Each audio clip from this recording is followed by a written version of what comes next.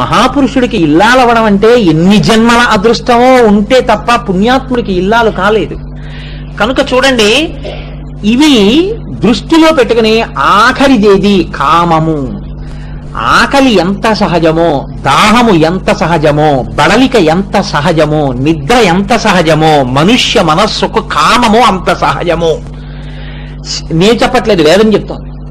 వేద మంత్రాల్లో, వివాహ మంత్రాల్లో, చాలా మంత్రాల్లో స్పష్టంగా ఏమని చెప్తారో తెలుసా అండి?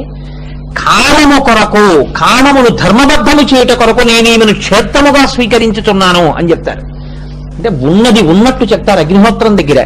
కామమునకు తాళలేవు కాబట్టి ఇప్పుడు ఆ కామము ధర్మబద్ధం చెయ్యాలి. ధర్మబద్ధం చెయ్యాలంటే ఒక క్షేత్రాన్ని ధర్మబద్ధంగా స్వీకరిస్తాడు.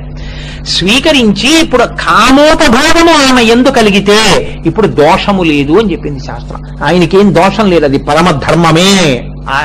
ఆ స్త్రీతో ఆయన పొందిన కామోపభోగము ఆయన చేసిన ధర్మంలో ఒకటి, పరమ ధర్మమూర్తి ఆయన.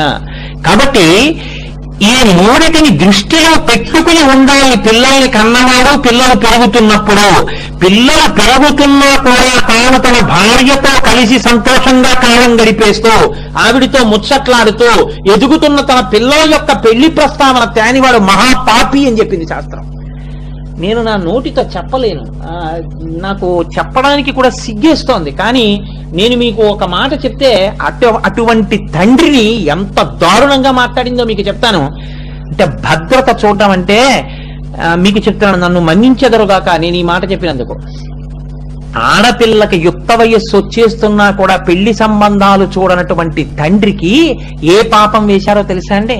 తన కూతురు ఋతుస్రాపపు నెత్తురు 3 రోజులు 3 దోషిళ్లు తాను తాగిన పాపం వేస్తారు. నేను చెప్పానేమో వేదమంత్రాలు చూస్తాను, అబద్ధాలు చెప్పానేమో. ఆడపిల్ల